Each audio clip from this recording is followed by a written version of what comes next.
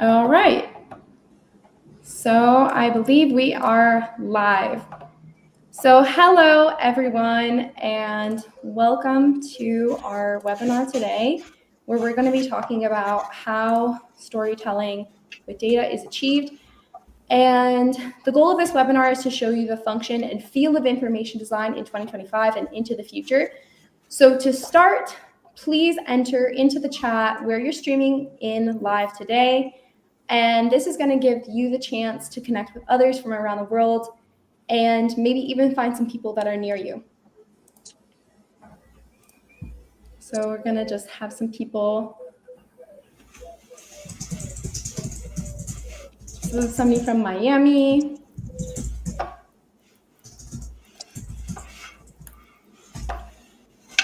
We have some people in the US, I know, and some people overseas from San Francisco, Tucson,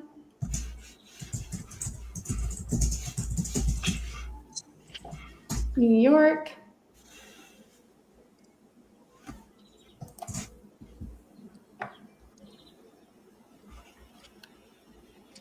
Awesome. Argentina, Turkey, Canada. Great. Thank you. Yeah, keep it coming. So I'm your host, Elizabeth Rosenblum, and I'm the creator of the School of Information Design. And our panelists, without exception, have backgrounds that have taken them across art and science, where they have creatively weaved fields together through their practices, and in reflecting in depth of what passionate information design is all about. I was reminded of a passage from the Book of Mastery by Robert Greene, where he says, "We live in a world of the sad separation that began some 500 years ago when art and science split apart. So scientists and technicians live in their own world, focusing mostly on the how of things. Others live in the world of appearances, using these things but not really understanding how they function. So just before this split occurred, it was the ideal of the Renaissance to combine these two forms of knowledge. And this is why the work of Leonardo da Vinci continues to fascinate us and why the Renaissance remains an ideal. This more rounded knowledge is in fact the way of the future, especially now that so much more information is available to us. So we are at a point of technological renaissance, and information is at our fingertips with LLMs and AI, and the ubiquity of cloud processing and machine learning across industries has made swaths of data available in timeframes and in quantities that were previously thought of as impossible. So with so much data available and the need to analyze and compose and design this data as such a dire need, we need to make processable systems, and this has become more important than ever. And this is the task of information designers. So the speakers that you will meet through this next hour will show you how they bridge the gaps between science and communication and created artful approaches to displaying data. So before introducing you to the speakers, I'd like to start with some analysis and visualization to get you to know your fellow audience members. So firstly, we know now that so many people are coming from across the world. We have people coming from Colombia, the UK, Canada, Turkey, and through the survey data collected, it was visible that there was a split between pain points when it comes to merging design concepts with data. So I'm going to show you guys what I mean.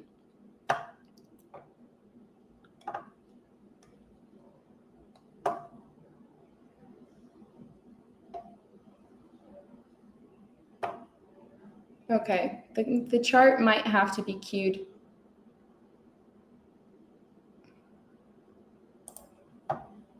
All right.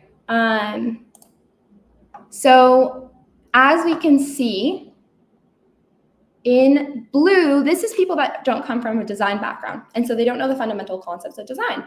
And in red, these are people that don't come from a data analysis or data scientist background, and so they don't know the fundamentals of this background. And for that reason, this has become sort of a interesting pain point for lots of people. And so our speakers actually come from a variety of backgrounds, from statistics to biology and design. And I myself have an environmental science and GIS background, as well as childhood interests that stem from when I was a little kid. So during my environmental science studies, I grew super frustrated with the way that people were communicating this important data.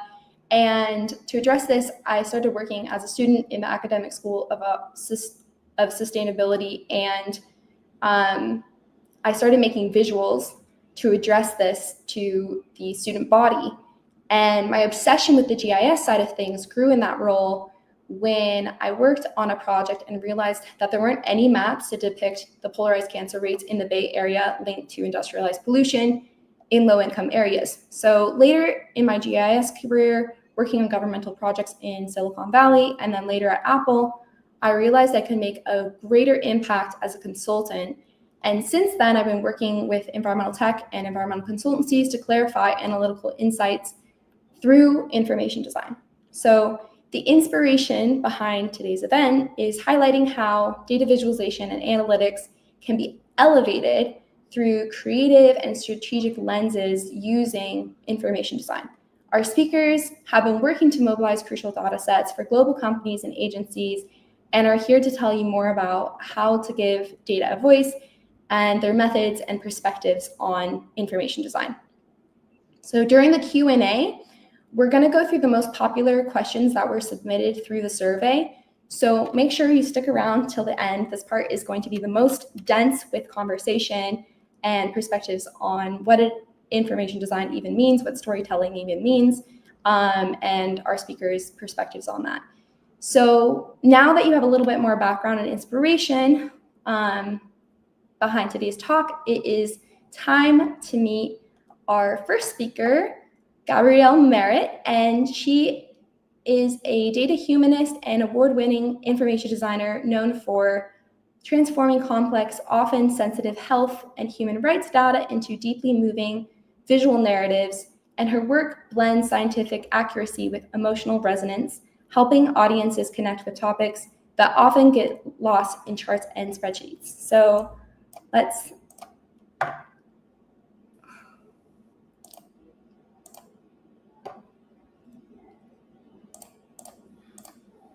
All right, Gabby.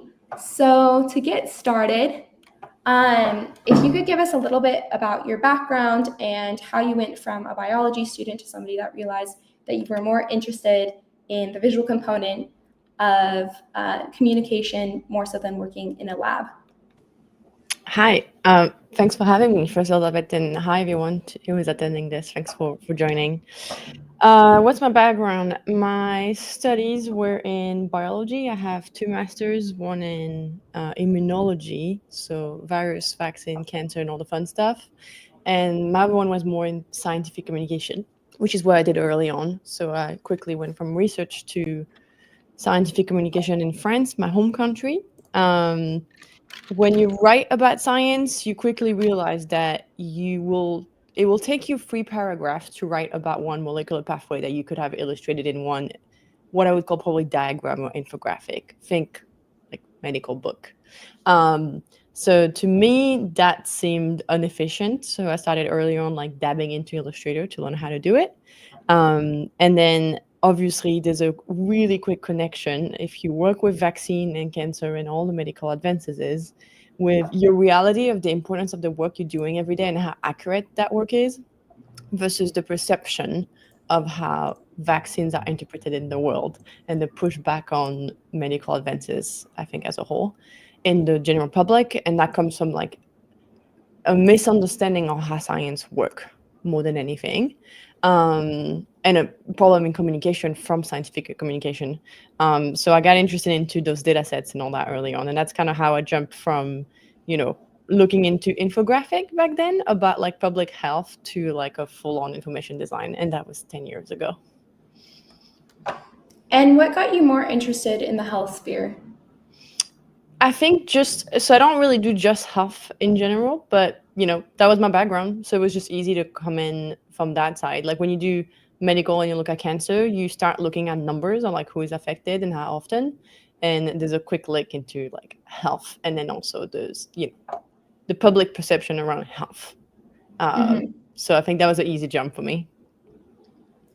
So one of your works on having COVID, long COVID, and we don't have to go too much into the details of it, but that is a great example of where you infuse storytelling and visualization into data.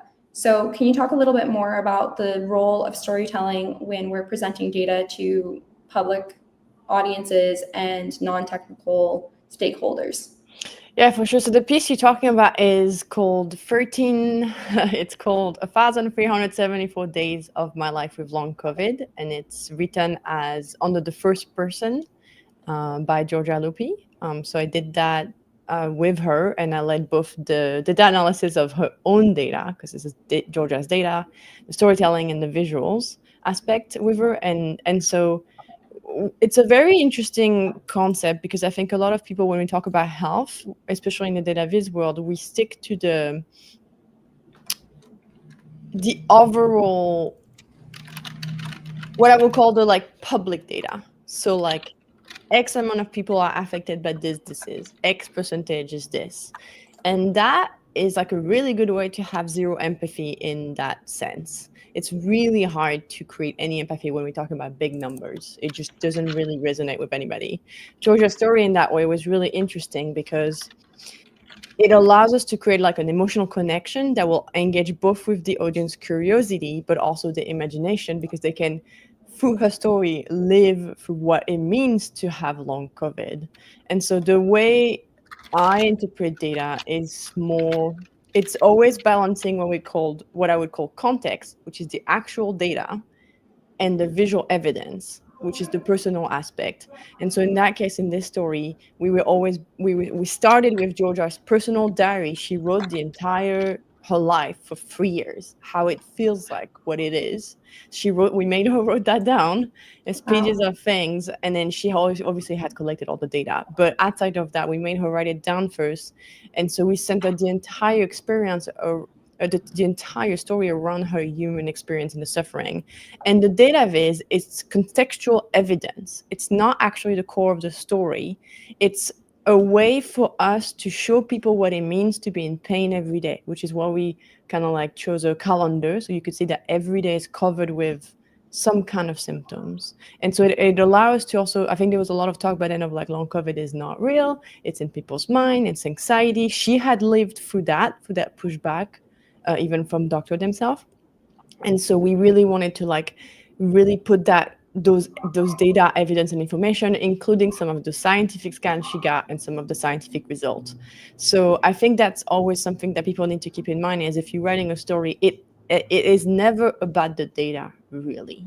It's about the human experience, and then the data is just context. That's really beautifully put, especially when it comes to health data or climate data or just abstract and intimidating data sets. It becomes an issue where we're just overloading the public with numbers and graphs that they don't necessarily get a lot of meaning from, and we're not speaking directly to them. So that's what I really loved about that piece. And afterwards, we're going to link to that so that you guys can all see this story and get a little bit more context for what we're talking about. But Gabby, I also know that you're a big reader. You seem to love literature.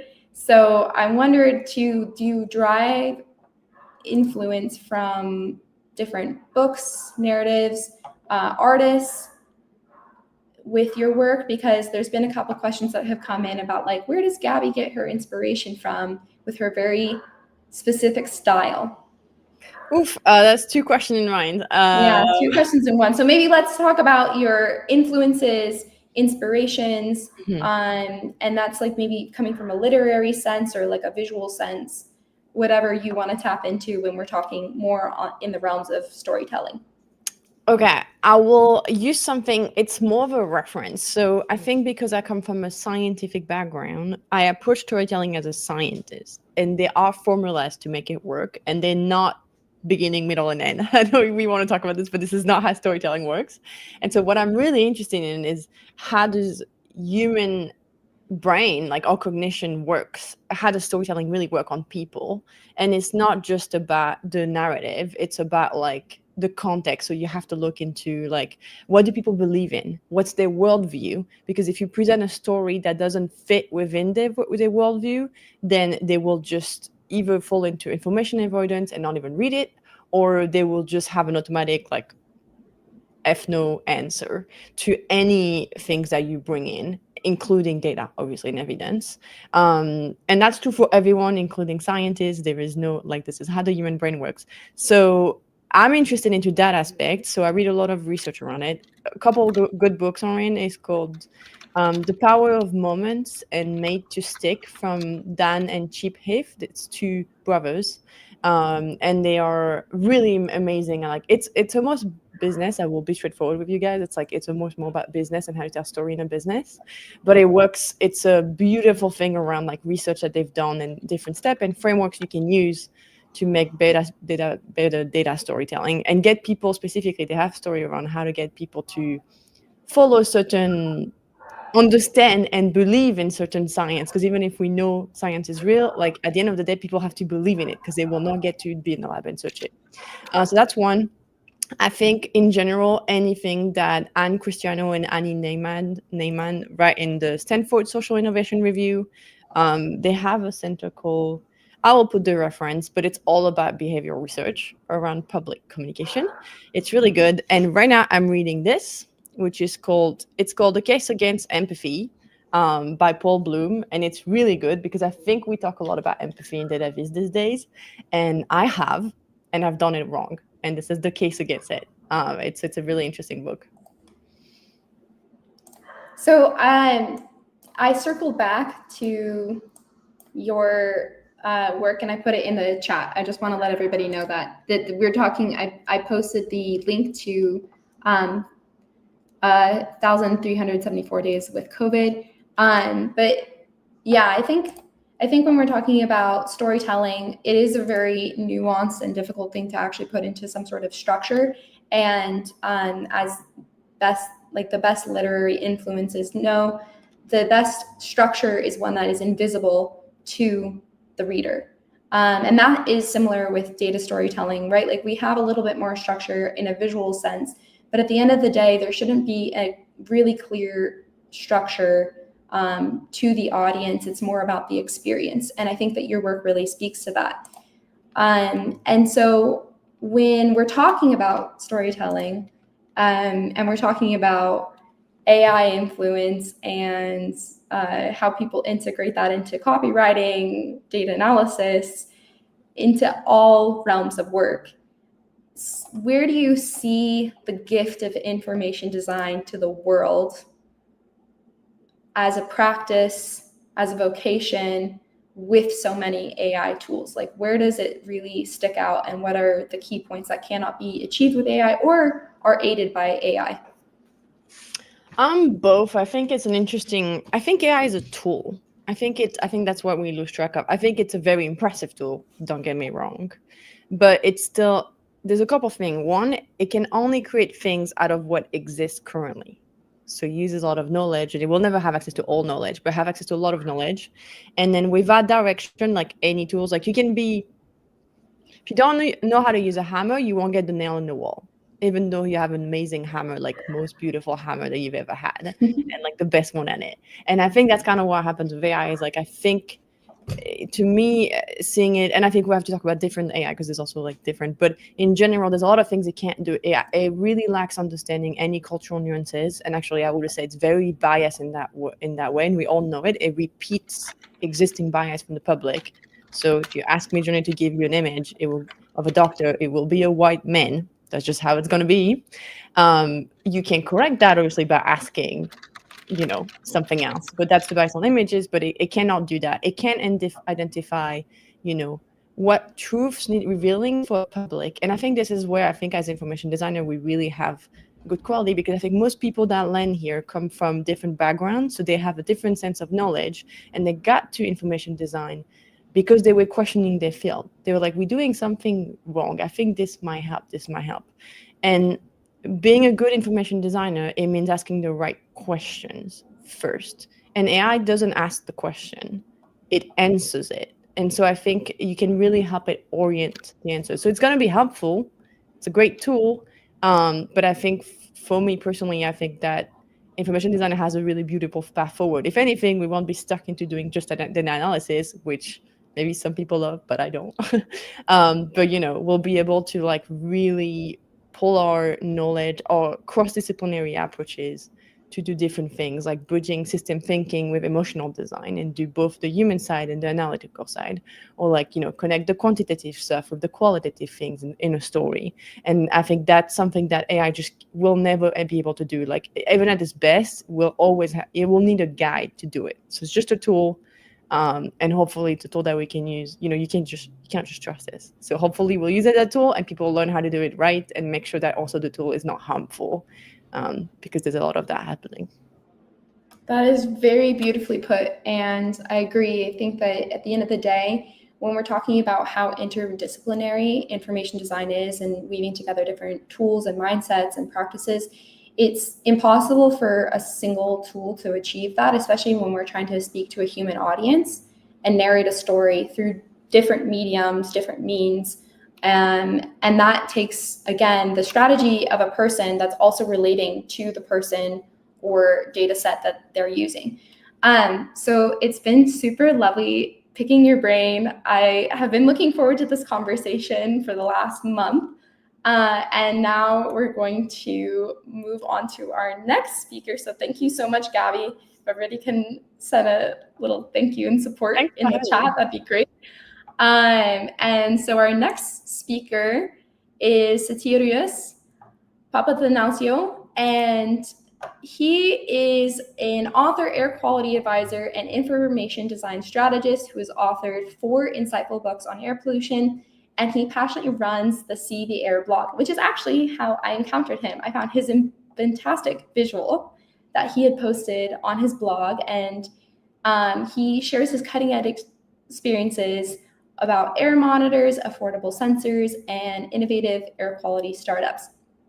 So he also plays a pivotal advisory role in air pollution analysis and advocates for local accuracy in environmental data. So he's a visionary leader of the Global Open Air Quality Standards Initiative, and he's dedicated to harmonizing air quality, terminology, and boosting public engagement and awareness about the importance of clean air. So here we're going to bring him to the stage. Hello. Hey, Elizabeth. Thank you so much for the lovely introduction. Sorry? Where are you streaming in from today? Oh, I'm in Spain, actually. My background is from Greece, but I live in Spain for a long time now. So thank you again for having me in this lovely panel with other experts from different backgrounds. And I'm more than happy to share a little bit my story about storytelling with data with all of those followers that they have connected with us today. So basically, my background is in electronic engineering. And actually, then I realized that I had to embrace how we can communicate with the public information that in some cases is very difficult for some people to understand or comprehend, if you like.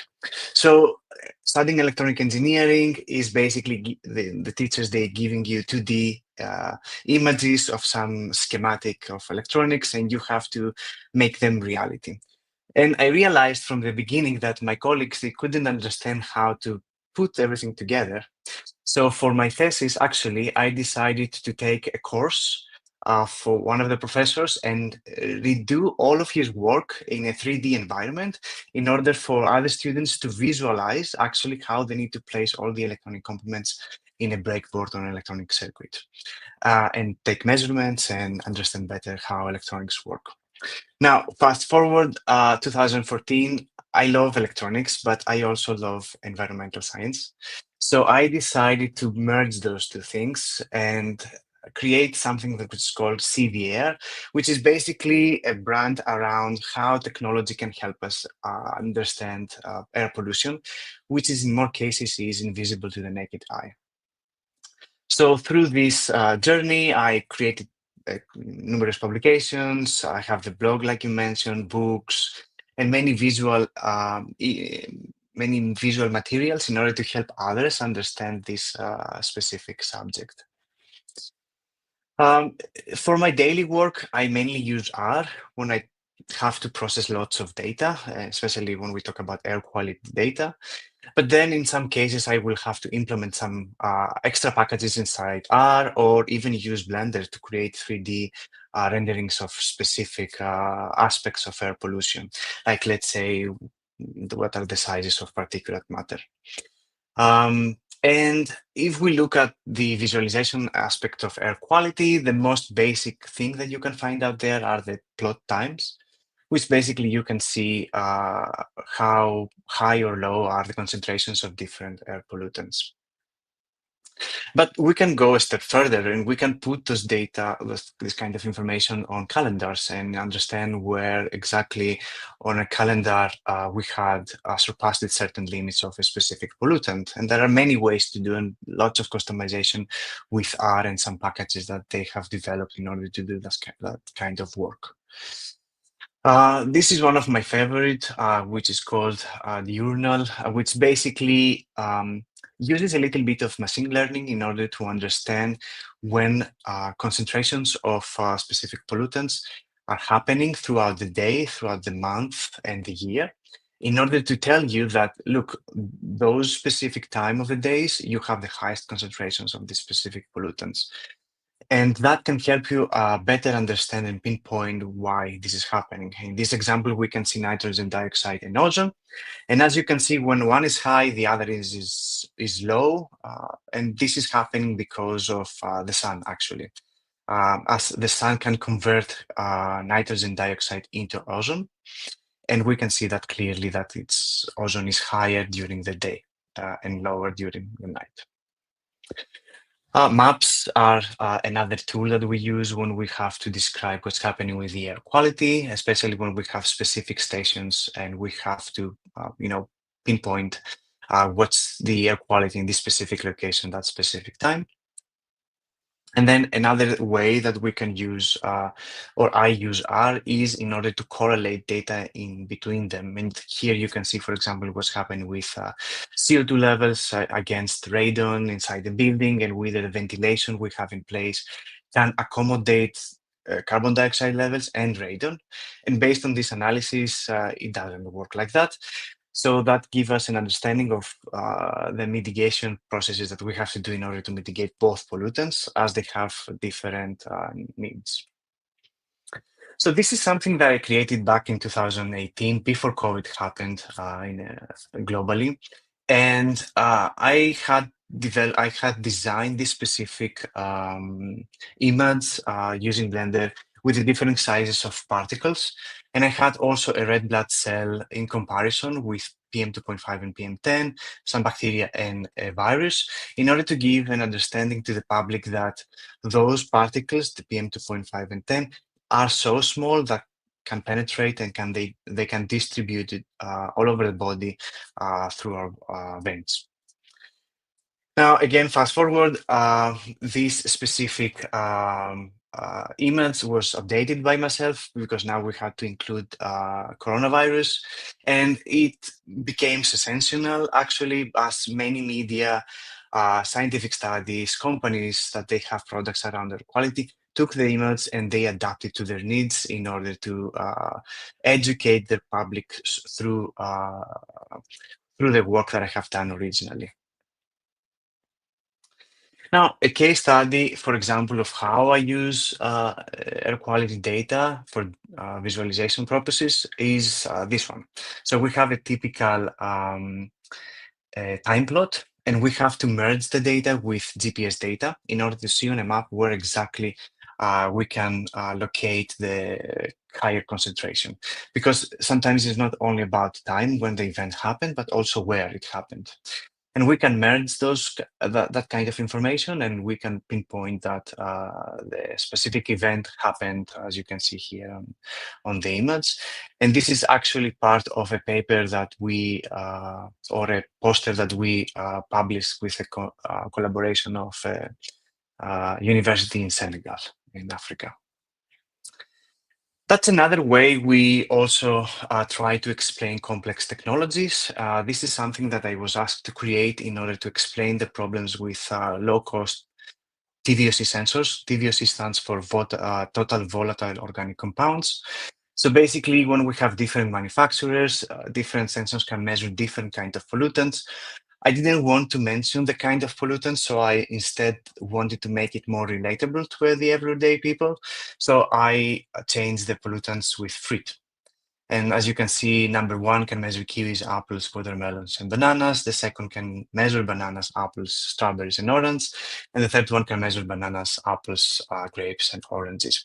So they do have some things in common, but they don't give you the exact same information in between them. And that's problematic when you have to benchmark different buildings with different sensors. And the same thing happens with sensors from the same manufacturer. Depending now the specification of this specific sensor, it may be able to measure more or less of the pollutants.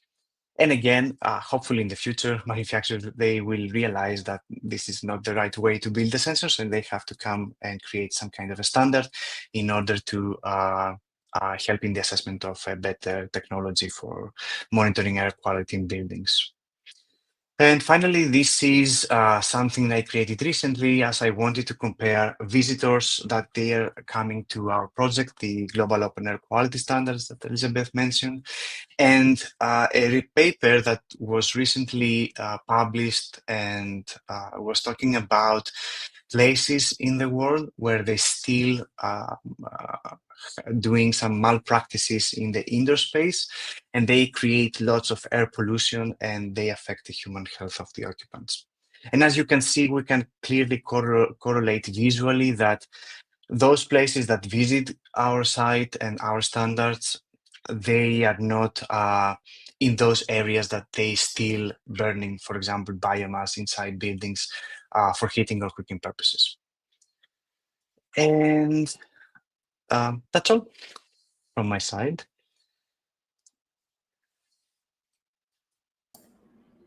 Thank you so much. That was an amazing presentation. And I also really you. appreciated that you brought up that air quality visual that initially got me introduced to you, because I was so, I think I asked you probably like what you used to make it, because it is a visual that became so ubiquitously associated with then COVID, to then compare the blood to the actual size of the virus. And yeah, I think that your work speaks a lot to how complex data can be shown more simplistically, especially because you do come from the background of, data analysis. So you're doing pretty large data sets a lot of times. And I know that you use R, and you went through a couple of the other software, but if you could talk about like your daily, I don't know, like what percentage of the day when you're working on creating a visualization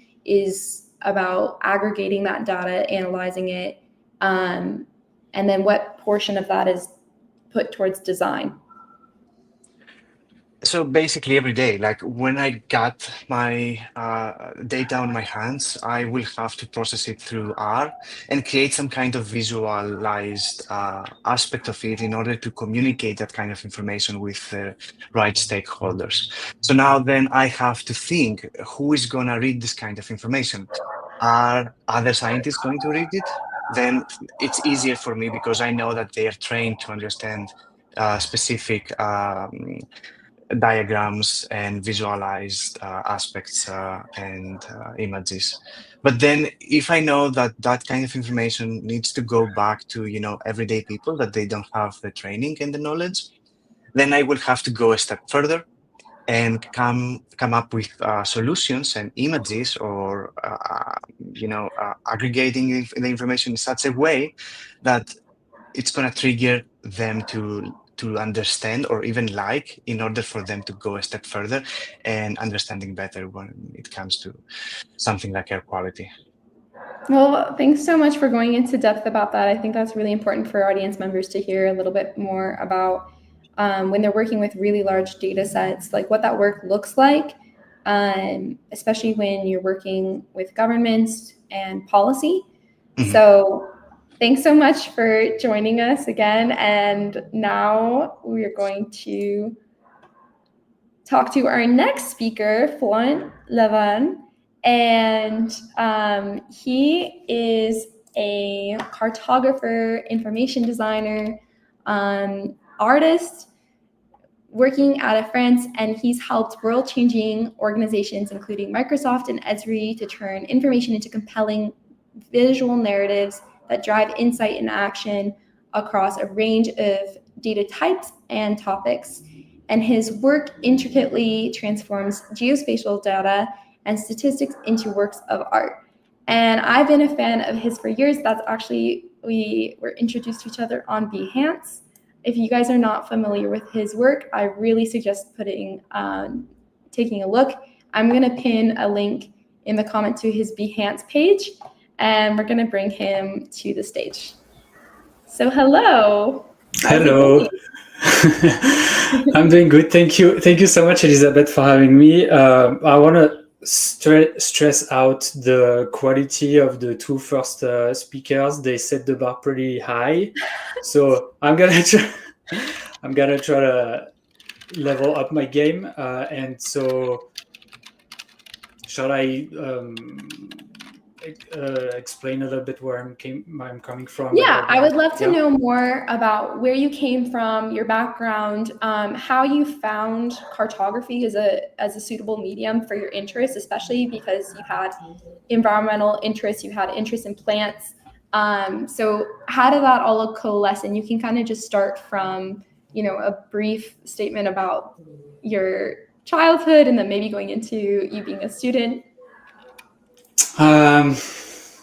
So something that I don't talk about too much, especially on social media, because it's very personal. I like to keep things that are very personal to myself usually, but this, I feel like maybe I should spend a little bit more time emphasizing on it, because it does have a very large impact on who I've become as a designer. And that's my parents, and especially my dad, who now is retired, but he used to be an artisan of wood, and he used to make gorgeous pieces of furniture. And he used to spend a lot of time crafting those, like really spending extra hours every single day to make sure that every detail looked absolutely flawless. And I think I drew upon this, and I only realized it recently. And I think this is something that does define my style, precision, definition.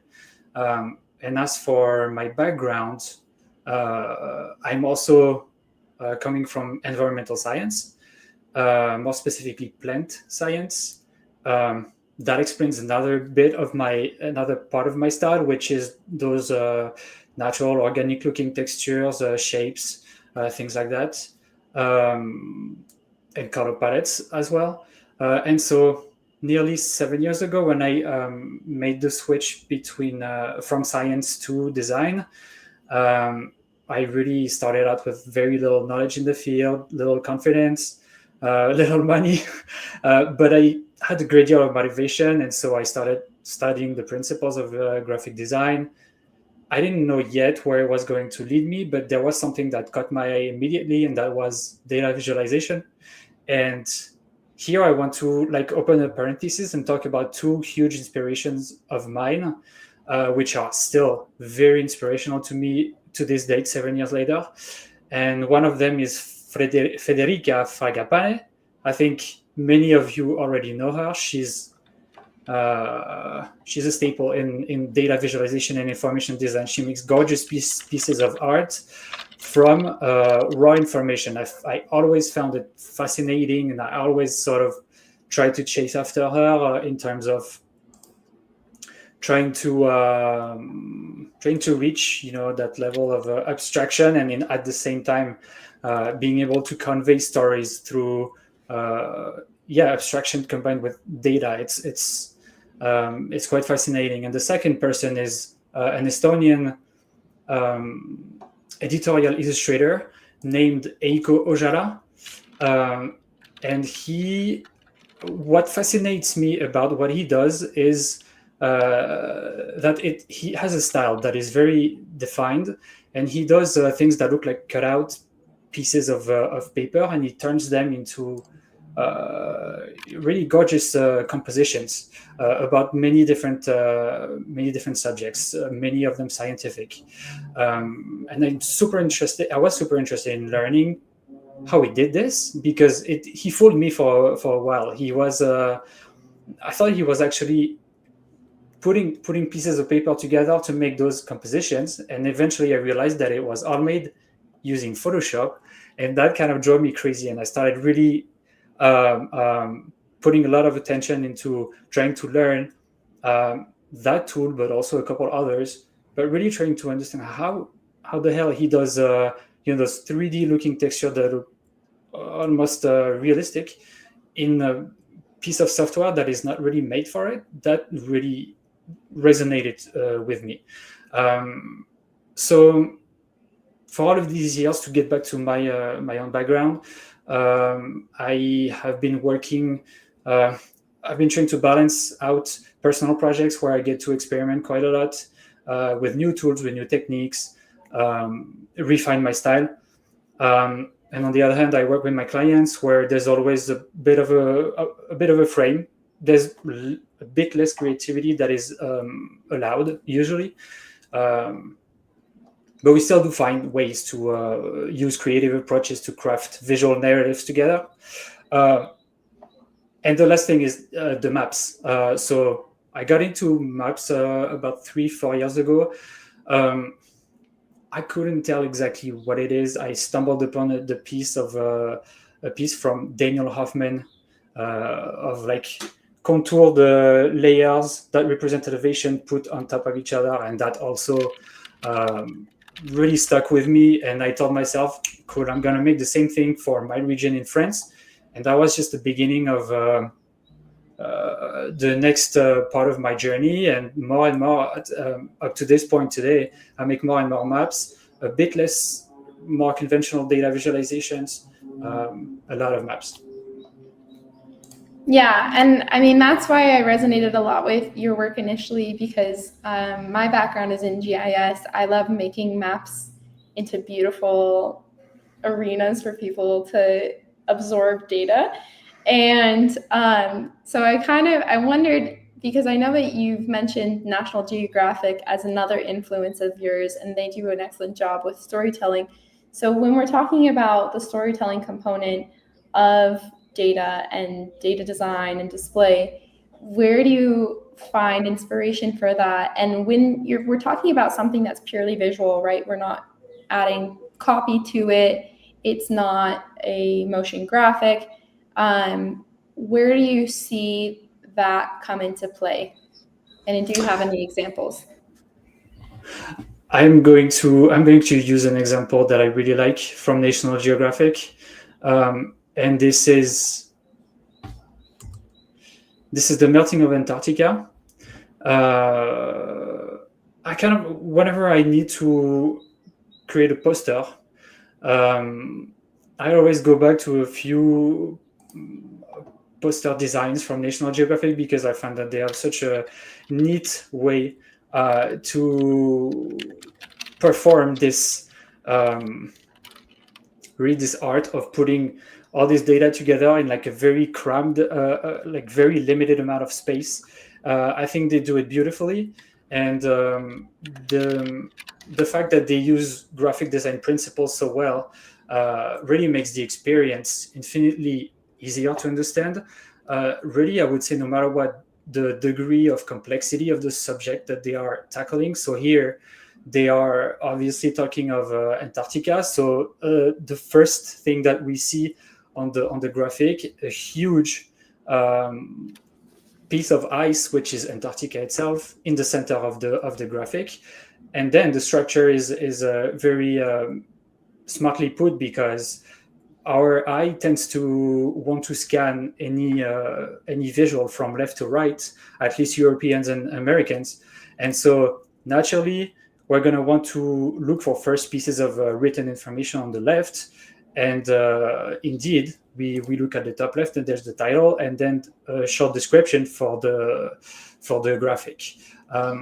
And Could then I just mention, if you do happen to have this up on your screen and you're looking at it now? Yes, I do. Okay, if you could present it, and then I'm going to add it to the stage so that our audience can see. There we go. Okay. That should be better. Here we go. So here's the graphic that we're talking about. Yeah, sorry about that. So the melting of Antarctica, now you should see what I've been talking about for the last 2 minutes. You see this huge piece of ice in the center. That's Antarctica. And then really the structure of the poster itself is very, very well put. This one is separated in 2 vertical columns, which are pretty natural for the eye to scan a document like this. And we go all the way to the left. And for example, pieces of information that are a bit less important for the story, perhaps, but still interesting to know, is this little representation of the Statue of Liberty with lines that represent how much water it would be under if the whole Antarctica had already melted. So I really just find it extremely inspirational, and I just always go back to this when I have projects like this to work on. I also wanted Sorry, go ahead. Yeah, I wanted to use a second example, maybe shorter, one of my actual projects, and show kind of the contrast between the two, because those are 2 very different pieces of artwork. I think everybody would love to see that. Here, I'm going to put this on the page.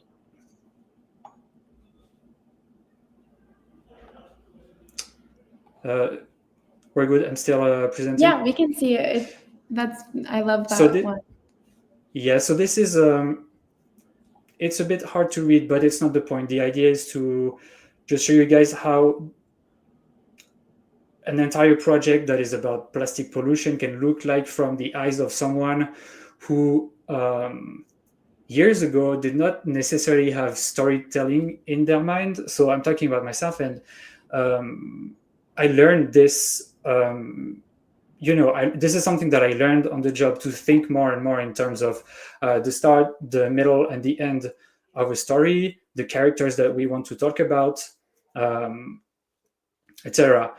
Here, this is almost purely a visual design at this point, and what I was really putting all my eggs in is the texturing aspect, the coloring, and the use of those shapes, and also the length of the visuals themselves, which I think are a pretty good representation of to get like a very quick visual sense of where things are at. For example, for the second column, which is about plastic pollution in Asia, we see that the graphic is much longer than the other ones. Which obviously means that more plastics are emitted and put into the oceans and seas on that continent. And so it kind of goes back to the idea that I always draw inspiration from people who really like to inject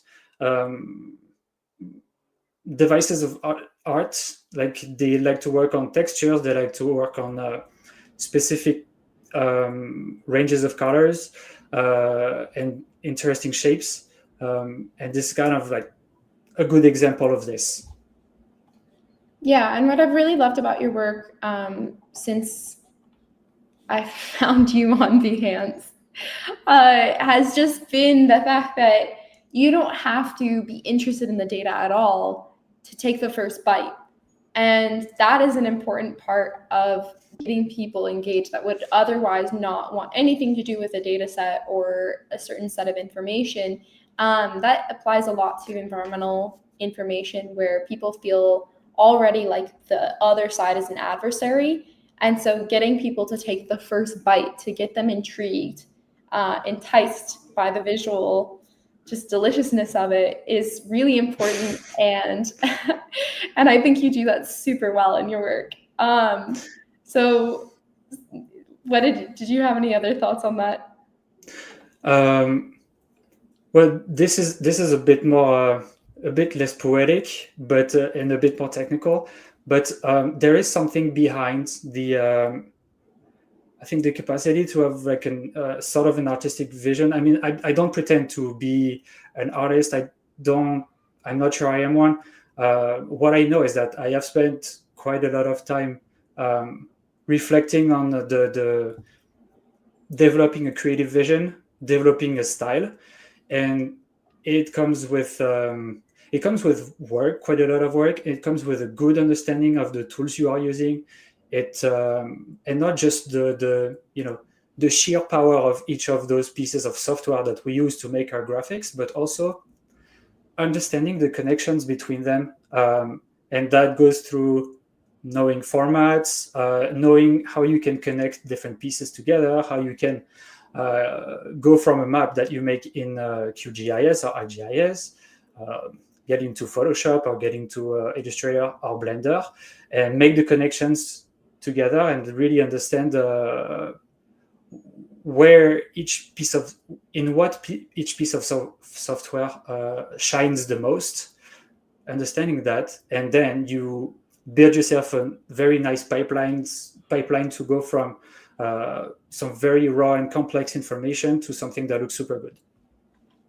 That's a very good way of putting it. And I think that gives everybody a good insight to the workflow in kind of a aerial perspective. Okay, so I am going to now introduce, thank you so much, Florent, Maggie Shi. And why I'm a big fan of Maggie Shi's work and her background is that she started in statistics and then meandered her way into information design by discovering a creative passion. And she's a San Francisco-based information designer and data storyteller specializing in explanatory data visualizations. And she helps organizations communicate complex ideas with clarity and impact. So let's welcome her to the stage. Hi, Maggie. Everyone. How's it going? So you're streaming in from San Francisco. Francisco. Yeah. And I'm if in you the could same just city as Elizabeth. Yeah. So if you could just start by, giving us some background, insight to who you are and how you discovered information design as a facet for you to distill all of your statistical knowledge and creative interests. Thanks for the intro. I have to say that I really enjoyed hearing everyone's unique perspective so far, because I've always believed that interesting things happen when you put different fields together at the intersection of things. So what these amazing speakers just shared just confirmed that. I myself came from a different background. Like Elizabeth said, I initially came from a science background, and then I switched to statistics, and then I get into information design. I'll just share a little more about my own personal journey of how I become an information designer. I was originally from China. The background here you see is the place where I grew up. I've been in the US for the past 20 years. As a child, I get bored a lot. I have plenty of time every single day. I don't know what to do. So I was always entertaining myself by experimenting and tinkering with things. When I got a little older, I just began to use my head a little more than my hands. My mind just could not stop asking questions and analyzing things. And that continues to this day. I often analyze and overanalyze things. I guess I really just wanted to figure out how the world works. My way to get clarity for myself is through debate. I debated with my parents when I was little. I debated with my teachers in school. Some teacher loved me, some teacher hated me. I even debate with myself when nobody is around, or so I thought. Sometimes people will catch me talking to myself like a crazy person. In school, I was never satisfied with just learning the what. I had to know the why. And I love connecting the dots. I also have really bad memory myself, so that forces me to simplify things into just a few key bullet points so that I can remember it myself. That skill turned out to be very helpful when later I become an information designer. From the time I entered college, I start to think about career, but I was never able to figure out what I wanted to do. I have to say that even for the first 10 years of my working life, I was really struggling to find my perfect job. Something is always felt missing no matter what I do. Well, to summarize what I did in this period, I first dropped out of my biochemistry PhD. I got a degree in statistics instead. And after that, I have been working in various data-related roles in different industries, including market research, healthcare, financial service, and tech. That's a lot of parallel job moves instead of the normal, like climbing up the career ladder thing. My job satisfaction has been improving, but it's nowhere near where I want it to be. So I always thought maybe there's something wrong with me. Why does everyone else seem to be content with their job? And I personally find it so mentally draining to have a job that is not motivating me. That is not motivating me enough. Then during a period of burnout, I just made the decision to quit my job. I allowed myself to explore things that seem first impossible as career, like art. And through art, I found graphic design, and I really fell in love with it. I took graphic design classes online, but I still need to figure out exactly what to do, like a job title. Then I had a breakthrough when I came across the concept of ikigai. Let me share the Venn diagram of ikigai.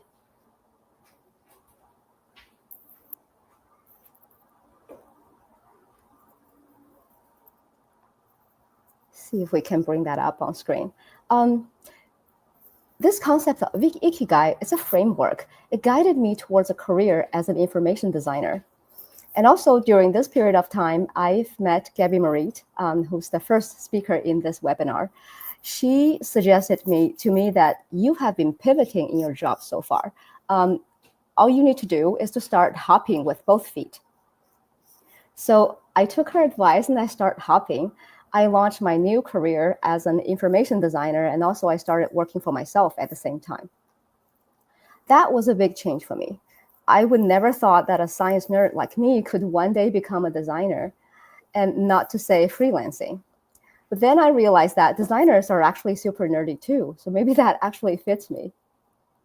So my takeaway here is this. If I wanted to be a designer, I have to start thinking like a designer. Think of it this way. I am my own client, and designing my own career is my first task as a designer. If I can succeed at this task, then I can move on to help clients design out of their problems. So what did I do throughout my information design career? Let me share another graph that I really like.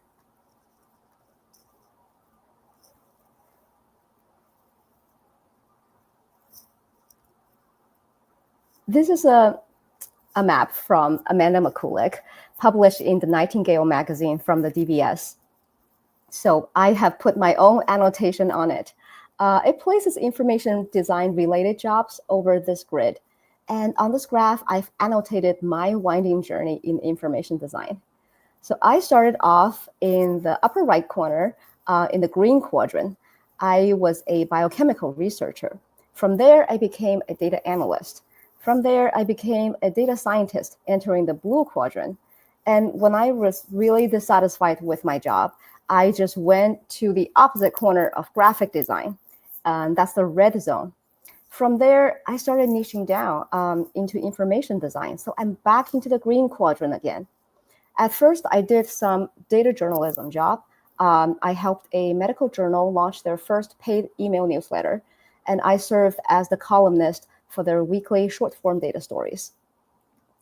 And I also did a lot of data viz in scientific communication and marketing, such as the job I'm working at Novartis right now. So I'm moving towards the red, but still in the green zone. In my spare time, I love doing data art, especially physical data visualization. So that's placing me into the red zone as data artist.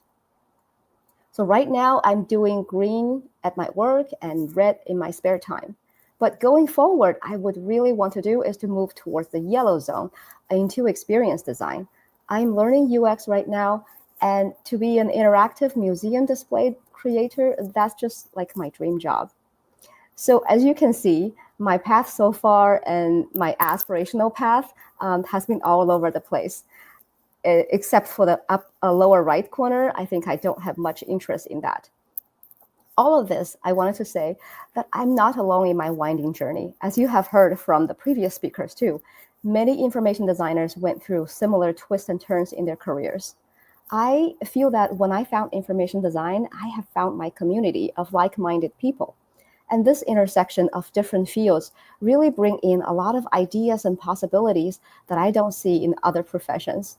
I do feel very inspired by the work that people do around me, and I don't feel restricted in my career options because it's such a diverse field. You always find something that interests you.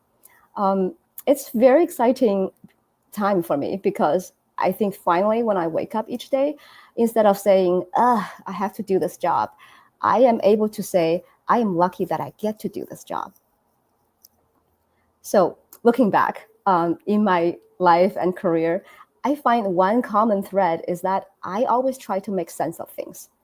And it would make me super happy if one day I can leverage my skill and capability to help other people making sense of things too. So that's the thing I enjoy the most in information design because it helped me find meaning in my work. So making sense is also just how I approach my job of information design. My process is super simple. I think it's just common sense. It basically worked like this.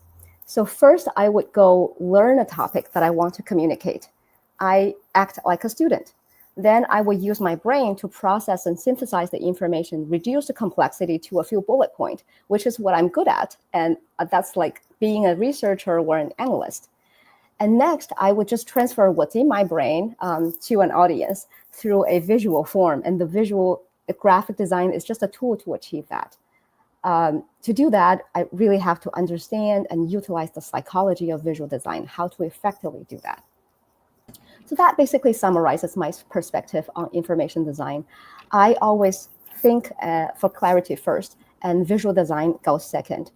To me, information design is mostly about improving the efficiency of knowledge transfer from a domain expert. That can be a broad definition to their audience. But that's just my personal take. Because it's such a diverse field, everyone likely has a very different definition for information design. I'll just leave it there for now, and I'm happy to answer any questions. Yeah, I think now is a great time to bring all of our speakers up to do Q&A. And first, I want to thank you so much because I think that your story is so relatable and you do such a good job of illustrating how you toggled between different mindsets and then finally found this middle ground where you could intersect your interests. And it's really cool to hear about your career development. So I'm going to add to stage our other speakers. And we're going to get to questions that were asked by our audience members. And also feel free to put something in the chat. We have gotten a lot of questions, so I can't promise that we're going to get to them all. It just depends on how everybody answers them into the depth. But when we're talking about combining design and data, there was a specific question that came in that said, can I combine my love for design, data, and UX without needing to know data-related programming like Python, as all the jobs and roles I see want that? So whoever wants to get at that first, I would love to hear your take.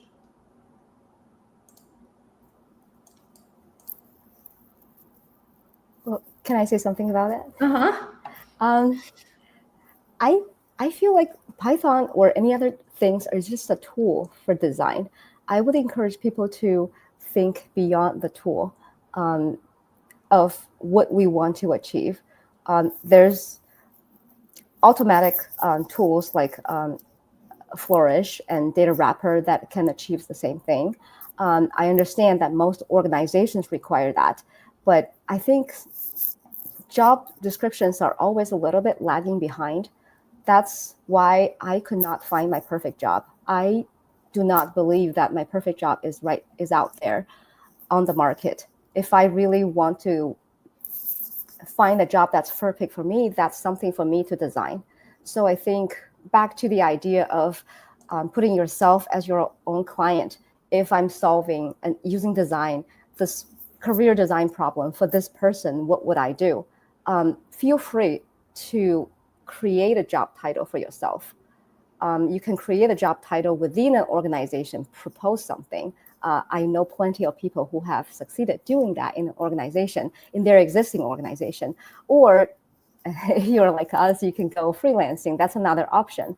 I just feel like overall, the job market is a little lag behind in creating jobs that's the most suitable for us, or the most suitable for the world and society. And it takes some creativity and some people to step forward to design the solution rather than just finding the existing solution on the market.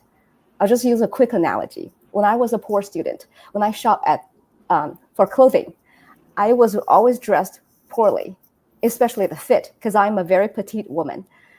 And then later I realized that I always shop only in the sales section because I was short on money.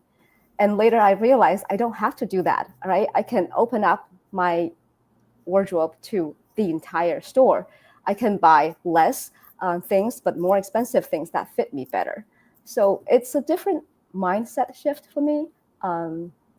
Just not really immediately go to what's available, but think of an ideal world, what could exist, and how could I create that? I love that response. Does anybody else have a take on this? I know that Sotirios and I had a conversation about programming, and you use a lot within what you make.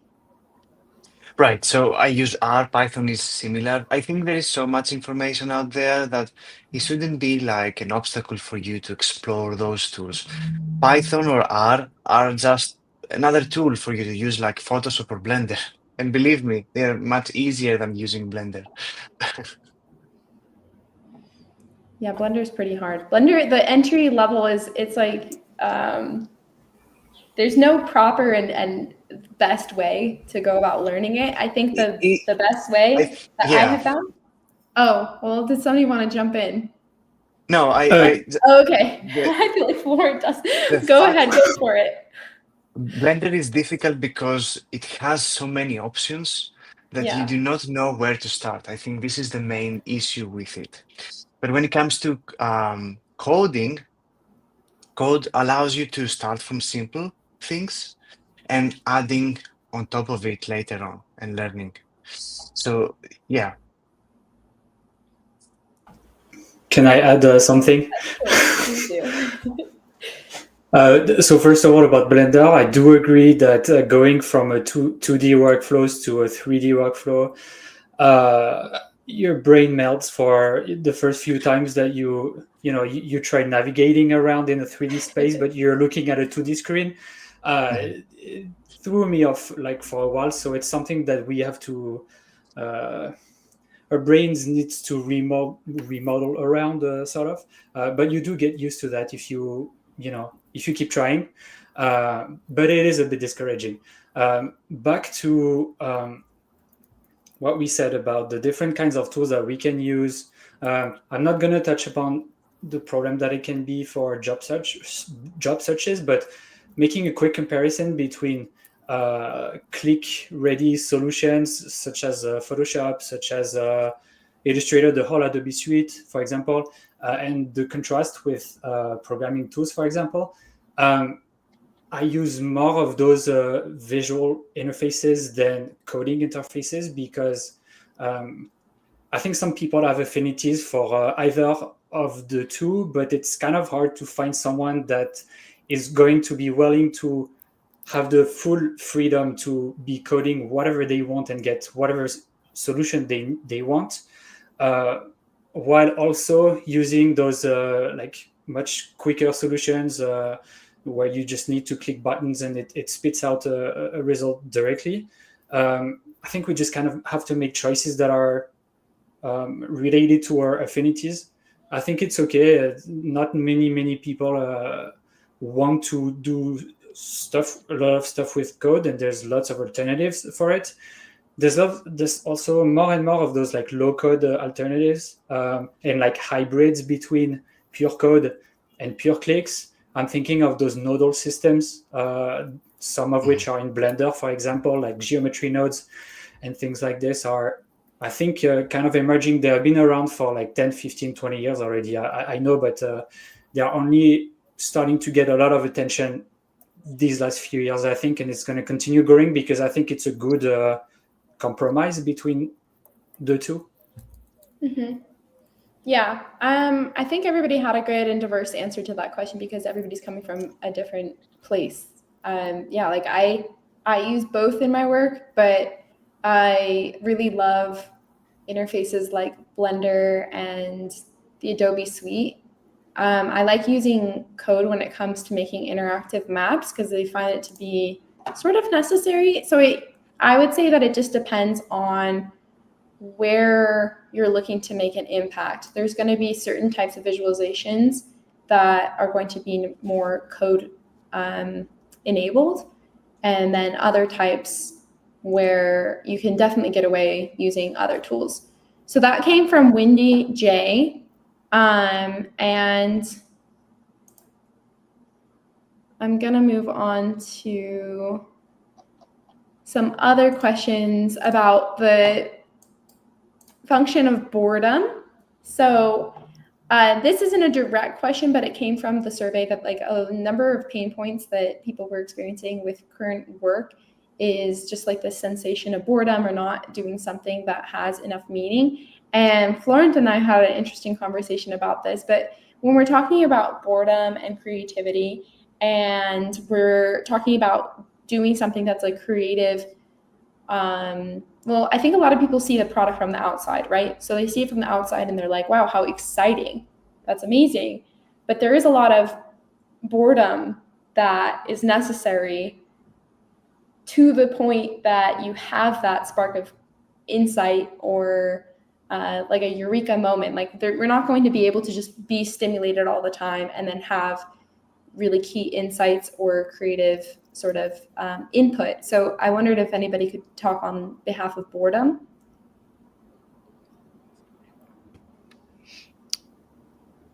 Are we talking about boredom like we need to be bored to be creative? Was that yeah, like I'm saying that that's a pain point that people have experienced, but I think that giving insight to like what so a lot of people are seeing everyone's work that's up on stage as being just like this pure creative exciting pursuit, and it is at times, but I think shining light on boredom within and like the creative process, perhaps. I don't know if there's a better way for me to Yeah, I think I understand. I think Okay. okay, I'll take that one, and then I'll be curious to hear what the other is saying. All right. I think there's a misunderstanding around the creative process as a whole. I think it's this black hole where people think that either you're a genius and it just comes straight out of you and you're always painting, or you need to take a walk to get creative. Don't get me wrong, walks are important, but there's a lot of techniques that we see. We even see a lot of database around like the routines of like geniuses like Mozart and Beethoven and I don't know, Van Gogh. And I just think it's all a lie, man. I think it's not how it works. Like it's just creativity is a practice. It's like working out. It's boring in that sense. So I don't know if it's like boredom. Don't get me wrong. I think it's important to take breaks and do something else. I always say that like you do have to let your brain breathe, and we all know that the way we learn even is while we're sleeping and things like that. So there's that. But the creative aspect, it's not about the magic like you need to be bored or you need to try new things. It's like you have to establish a library that you can always reference to, like in your brain. You have to train your taste, you have to train your visual, like you have to train your test, honestly. That's what it comes down to. And then you have to refine your creative process. So when we do a process at the studio, it's not like I have a hint of geniuses and I just come out with random ideas out of nowhere, or I looked at inspiration and then I just suddenly have ideas. It's like it's a process that I've repeated over and over and over, and then I can even teach people. there's a whole technique to it, and it's just like working out. Like if anybody hits the gym, those guys who are like doing like 20 pull-ups, it's not like they just suddenly came out and were like muscle big. They had like a whole like, first with elastic band and then do reverse pull-up. I think I'm nerding out on gym stuff now, but it's the same principle of like, it's a practice. There's no secret sauce. There's no secret boredom. There's some exercise that can help you, and we can talk about those, but I don't personally believe in those like one solution for creativity. Yeah, I think that's an excellent way to answer the question, because I did want to just shine light on the process component of creativity that is, again, a black box for most people who see creatives and they're like, wow, how incredible that they're creating these things. And it sounds so romantic. And there's a lot of really boring parts to that. There's a lot of just waking up and doing your process that is like sometimes so uncomfortable. So, and that's just like hitting the gym. I love the analogy. Florent, did you have something to say? Yes, just really quick. To add to this, I totally agree with what Gabby said, and I'm sorry, I forgot what I was going to say. It will come back. It will. Well, when we were talking, you were saying there's so much stimulus, and people are like becoming more interested in like what I wrote down was that you said people are thinking in terms of prompts, like they're not thinking in terms of process. Yeah, and it came back. What I wanted to say was that it's also partly on us designers to put those seeds in the heads of people who are starting in the field, and only by only showing projects that have perfect looking infographics, and not sharing the visual process that goes from maybe sketches on a piece of paper to all the different iterations of your Photoshop compositions or Blender renders, which look horrendous at first every single time. We're kind of maybe also guilty of this to create a world where everything, it's like Instagram sort of kind of thinking, where everybody, or the people who see our work, they think that we only spit out absolutely perfect designs every single time. It's not the case. Like I'm not, like Gabby said, I mean, there's probably a few geniuses in the world who are able to do this. But for the great majority of us, it takes a lot of hard work, a lot of technical knowledge. There's not much more. It's just a... I have a quick thing about the hard work component of this, where, like, again, the idea of a genius that is just so inspired inherently, and they just get to their workshop and bam, they're creating stuff. I really implore everybody to read the book of Mastery by Robert Greene, which is what I read the passage from today, because there's so many relevant concepts about all different practices. Leonardo da Vinci, Albert Einstein. He even references like some dancers, artists. And so I feel like when we're looking at people that are doing such incredible things in their craft and discipline, it's very difficult to get insight, which is what a lot of this webinar was about. It's like trying to give insight to where you started, what those inspirational elements were that really fertilized that soil for you, and then, started to allow things to grow within you, and that confidence. So I think like I don't think anybody wakes up and they just have these inherent abilities, and you might have inherent, natural skills that they just come a little bit easier to you. Like I'm hyper visual just by nature. Like I can just imagine things very well. And I learned through my life that not other people can do that. So like, how can I translate those things to others is a practice, and not something that like is inherently going to be, knowledge that I have. So we are like technically over time, but I don't know if anybody's open to answering like another question. Oh, Gabby, did you have another point? I just want to add, because we keep talking about like just show up and do the work, and it's inconsistency is important, but it needs to be an organized consistency. Because I think a lot of people are like, and it relates to that question around tools. People are like, I'm going to try Blender now, and I'm going to try R now, and I'm going to try. And it's like, that is not consistency.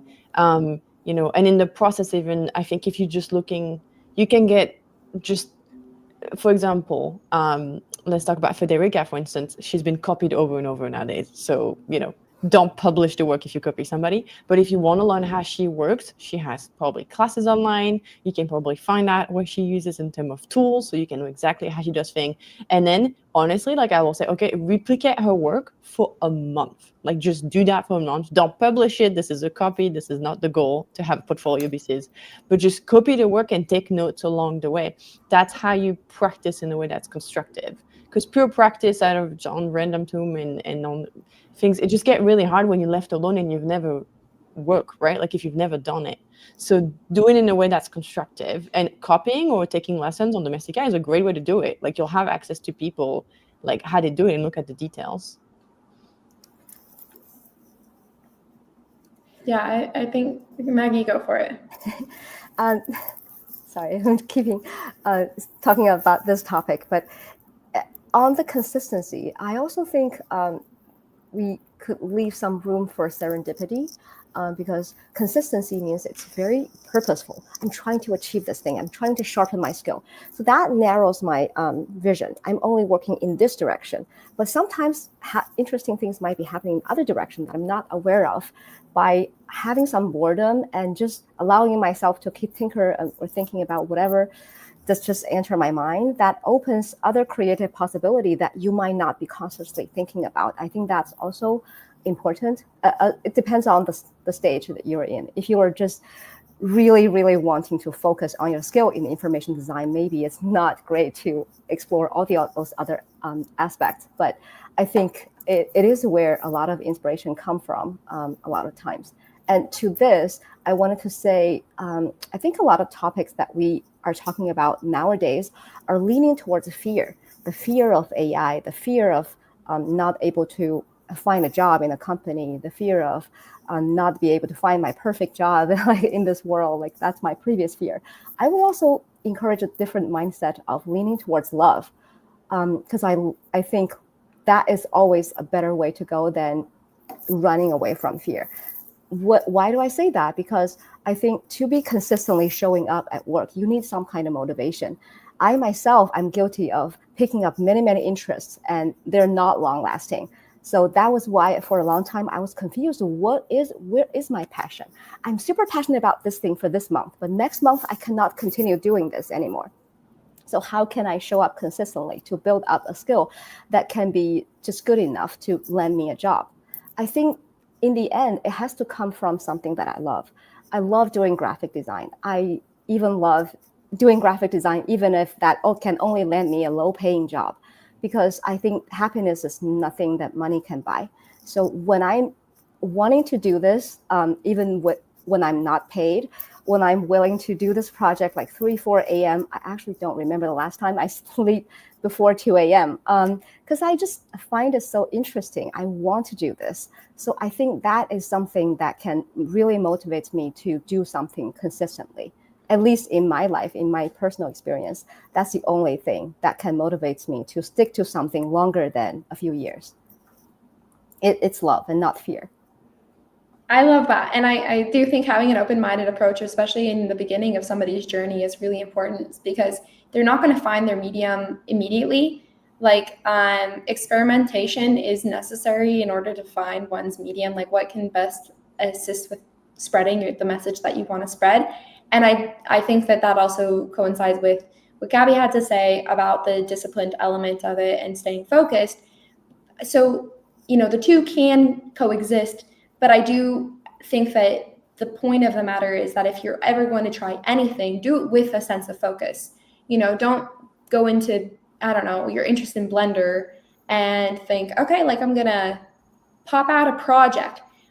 You're going to have to approach it with the mindset that you're going to really have to be disciplined. You're going to have to take on a beginner's mindset, which is really intimidating and frustrating when you're not making anything good. Not only are you not making anything good, you could be not making anything at all. you know, nothing could be coming out. You could have like your still default cube and be like, where am I? And so being disciplined in the sense of sticking with that and going through the pain is the only way that you're ever going to learn. And maybe you come out of that and you say, wow, I still hate it. And I don't know, maybe it's not worth it. And maybe you move on to a different tool, but you do have to at least make it to the point that Gabby is saying, where you're like doing that over, let's say, a month, and you're doing it over and over and over again. You're putting in the reps, and to at least discover whether or not that's a sufficient medium for you to explore and then speak your message. And yeah, I think we have a whole different conversation we could start about like how people can navigate like what their message is, but that's not what we're going to talk about today. A later talk. But frankly, we are over time. I could talk to you guys forever. I would really love to continue asking some of the questions by the audience, and really the ones that I starred and the ones that have been highlighted or were, I don't know if everybody can see this, but I've starred certain just funny comments, but there's a couple really good, insightful questions that I think will be like, they could be hour-long conversations. So those are both in the surveys, and I'm going to publish those throughout next week, come up with some answers. And I would also invite all you speakers to engage in that if you find the time and the interest in these questions, because I think we're just nipping at the bud of this creative conversation. And yeah, with that, keep engaged. I'm going to continue to be publishing these questions on my profile, so you can also DM me if you have follow-up questions or things that you want to explore after this session. But I want to thank everybody so much again. I really think this was like an explosive group, and everybody's coming from such different backgrounds and interests and has like such a wealth of perspectives. So thanks to everybody. Thanks to the audience. And yeah, let's all wave off. And for the speakers, please stay on after I end the stream.